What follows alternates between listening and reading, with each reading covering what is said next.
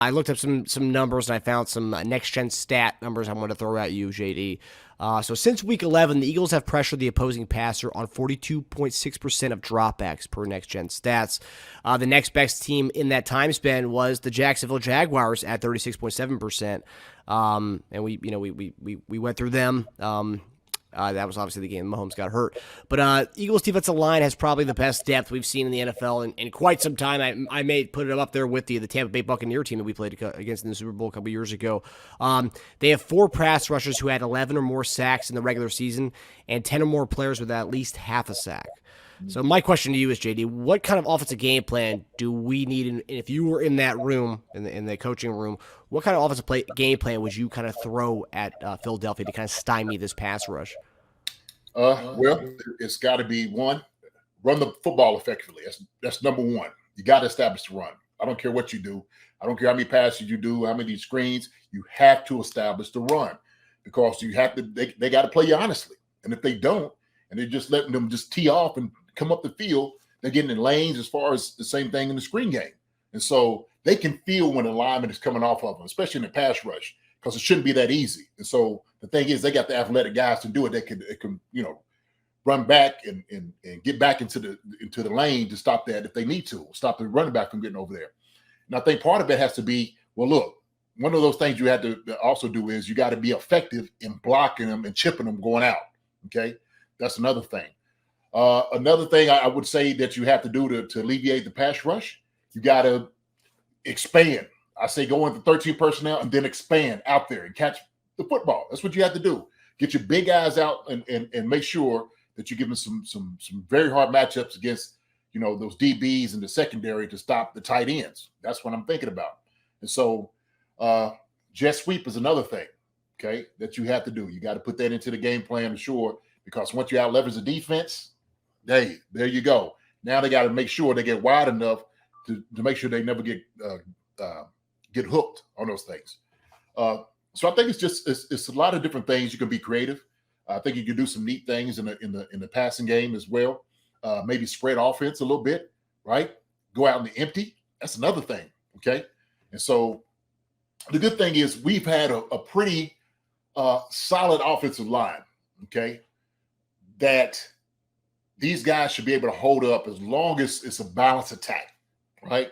So if it's lopsided where you're throwing 75 and 25, right? 75% passes, 25% run, then you're asking a lot. You're asking a lot from those linemen to block those very talented defensive linemen from the Eagles. So I think that the main thing, like I said before, I got to keep harping on it, run the football.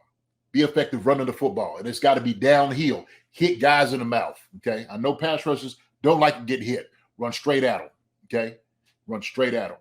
I think once you establish those things, hey, it takes a lot out of a defense, right? It takes a lot out of them. And especially during the fourth quarter, if you're running the football, leaning on those guys, they're not going to have so much of that juice coming after the quarterback at that moment, right? So I think that's what you have to do offensively. And one thing that people, the mainstream media has kind of made a big deal of is Patrick Mahomes saying, I think yesterday or 2 days ago, he's not 100%, and he said he's feeling better every day, each and every day. And I was just watching Michael Vick on one of the Fox Sports shows, and he was saying that if I'm Patrick Mahomes, within the first series of the game or the first drive of the game, if you can run the ball, run it, be your normal self, and run out of the pocket a few times, because that's right away. Whatever game plan that Philadelphia has, however their game plan, they're going to have to go out and change and be like, okay, well, he really is 100%. This is more 100% than anything else. Rather than way to get out there to kind of run it to force Philadelphia to kind of shift how they are going to play the Chiefs' offense. Is that something? If you were telling Patrick, that's something you would do, to kind of obviously don't force to run if you don't need to. And he does a good job of not forcing any type of running, but.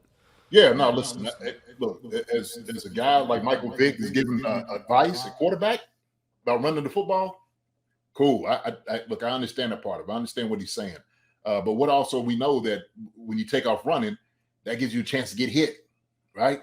And so if they keep him in the pocket where he's not getting to the outside to the edge, he's running through lanes, they're going to be coming back, hitting him in his legs and, ribs and everything. And so the more hits you take on that guy, on any. I don't care what quarterback it is. The more hits you take, you're hoping it's going to have an effect. So I think there's some validity in what he's saying, but like you said, make sure you're not running too much, but you just want to see where your feet are, right? I want to see how fast they are. Okay. And so that's a little bit where you can gauge your mind, what the defense actually has and the speed of the game and what you're going to be playing against. And so, yeah, Patrick gets down. That's another, like when you slide, sliding down and that ankle and whatnot too. I don't know. But hey, man, Michael Vick, who was one of the best to ever do it, running the football as a quarterback and then throwing. Hey,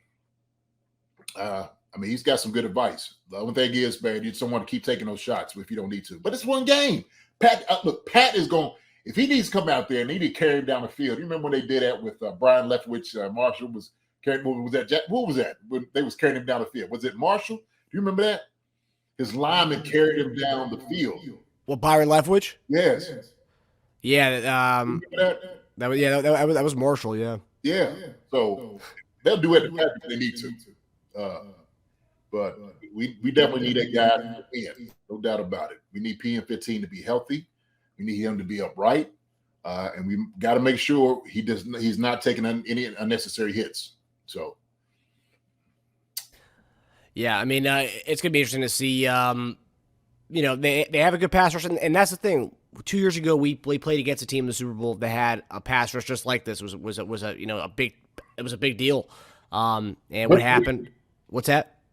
No, go ahead. I was just going to say, different situation. We got a better line. We got all our guys up. So. Exactly. That game forced us to go out and get Creed Humphrey, go trade for Orlando Brown. We've done that. That game is why we have the line that we have to combat this type of pass rush, and we shouldn't really be scared about it. Hi, everybody. Thanks for watching. Subscribe here to get the latest from the show. Also, be sure to check out the best clips from Chief Concerns. And if you prefer to listen to the show, subscribe and follow us on Apple Podcasts, Spotify, and anywhere else you get your podcasts.